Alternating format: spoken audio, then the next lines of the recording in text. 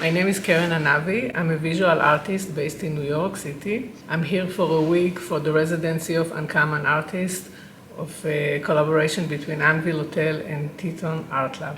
During this week, I was divided my time between being outside in the nature, in the outdoors, and I was mostly drawn to the trees here and to some areas with water around Jackson. And then I was trying to develop those inspiration in the studio of the residency based in the Art Association, and it's an amazing studio with a lot of space and light.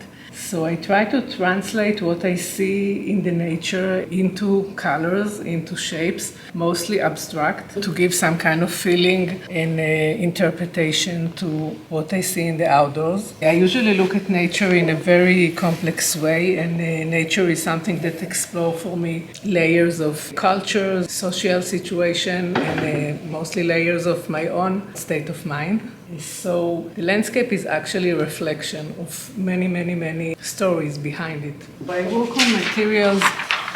Some of the materials that I usually work are transparent. This is vellum, and I work with the ink, and I add some color pencils. You can see it here. The transparency of the materials bring the light into the work, and it's create that the light is act like a medium, like a material in the paintings. This is a very basic and very first stage of painting that I did here, because I had only 1 week, so it's really a starting point of new pieces that I will probably continue and work on them in my studio in New York. So I usually work with ink because it's a material that it's very hard to control in this material. So it's also about controlling the nature and then controlling the materials of the art. When I work with the ink, I started to do some kind of shapes with clear water, and then I add the colorful ink. So it gets into those boundaries, and when it gets dry, it creates these amazing